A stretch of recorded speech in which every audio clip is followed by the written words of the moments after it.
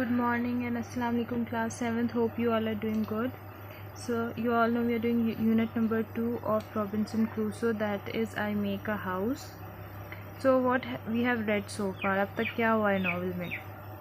Robinson is stuck on an island and he manages to get to ship again, and he took some of the things that are clothes, food and some other things to shore back.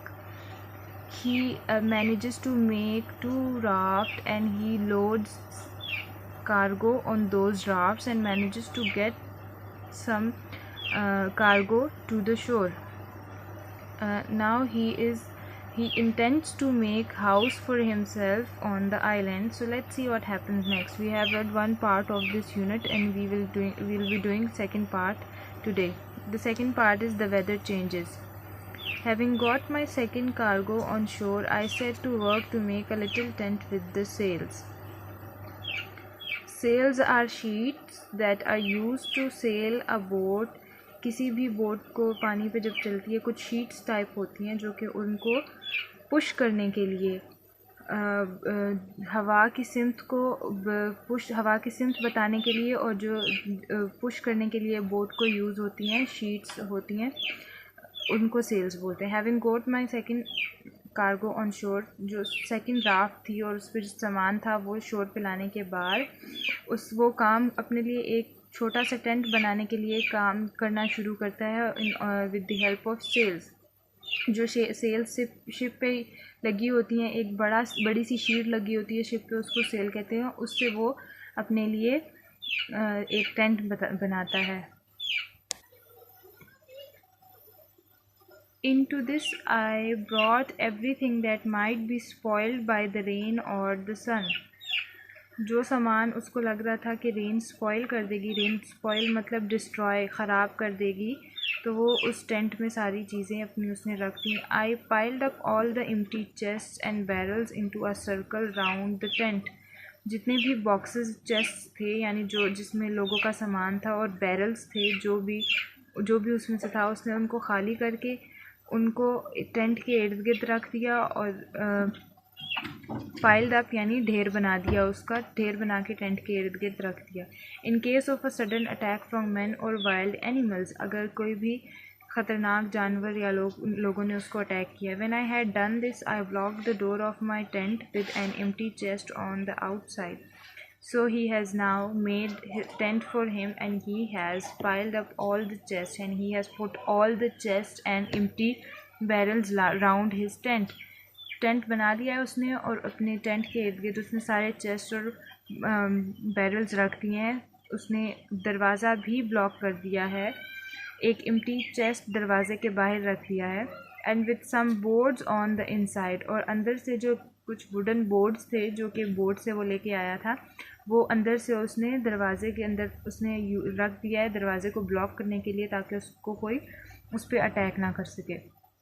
Then after spreading some coats on the ground, laying my 2 pistols at my head and my gun by my side, I went to bed. For the first time I slept very well all night.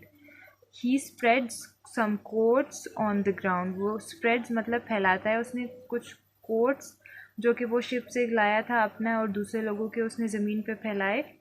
और laying मतलब पड़ी होना. my 2 pistols at my head, अपने sir के पास उसने 2 pistols रखी और gun एक साइड पे रखी, और उसका जो बेड था वो जो कोट से उसने बनाया था उस पर वो सो गया. पहली दफ़ा जो है वो वहाँ पर सोया. और I slept very well all night, और वो बहुत अच्छी नींद उसने की उस रात को.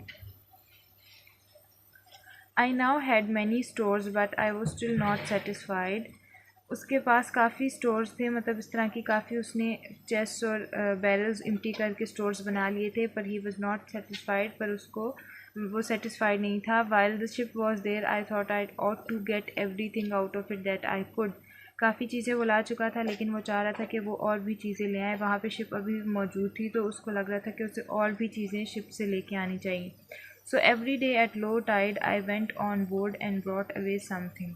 जब भी पानी पानी कम होता, नीचे होता, तो वो शिप पे जाके कुछ ना कुछ डेली ले आता. On my third visit I brought away rope and some pieces of canvas. I also brought another barrel of wet gun powder. अपने थर्ड विजिट पे वो एक रस्सी और कैनवस लेके आता है, और उसके बाद canvas is made of net. एक नेट का बेड टाइप जो होता है कैनवस उसको कहते हैं, जो कि अक्सर लोग किसी ट्रीज़ वगैरह से लटका के उसमें बैठते हैं. Also brought another barrel of wet gun powder. गीले गन पाउडर का एक बैरल भी लेके आया. I had now been on the shore for 13 days. So he has been to ship for 13 days. 13 दिन डेली वो शिप पे जाता था. And brought away every thing and had been to the ship 11 times. Shore पे वो 13 दिन से था. It's been 13 days since he is on the shore. वो जो वहाँ पे शोर पे जो साहिल पे था वहाँ पे वो 13 दिन से था, और 11 times वो शिप पे जा चुका था. In this time I had brought away every thing that one pair of hand was able to bring. वो 1 पेयर ऑफ हैंड्स यानी 2 हाथों से वो इन 11 दफ़ा में जितनी भी चीज़ें ला सकता था. He manage to brought everything. Though I believe that if the weather had not changed, I would have brought away the whole ship piece by piece. पर उसको लगता है कि अगर वेदर चेंज ना होता तो वो हर चीज़ शिप से एक एक पीस शिप से ले आता. But when I was preparing to go on board for the 12th time, I found the wind beginning to blow more strongly. However, when the tide was out, I went on board again. जब 12th time उसने plan किया जाने का तो again हवा बहुत तेज़ी से चल रही थी और बहुत तेज़ किस्म का तूफ़ान दोबारा आया.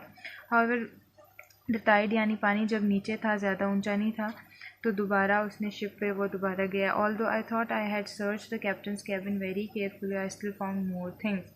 उसको लग रहा था कि उसने कैप्टन का केबिन जो था वो बहुत अच्छे से केयरफुली ध्यान से सर्च किया था, लेकिन उसने फिर भी और चीज़ें ढूंढ ली. So that's all for today. We'll do rest of the unit in next video lecture.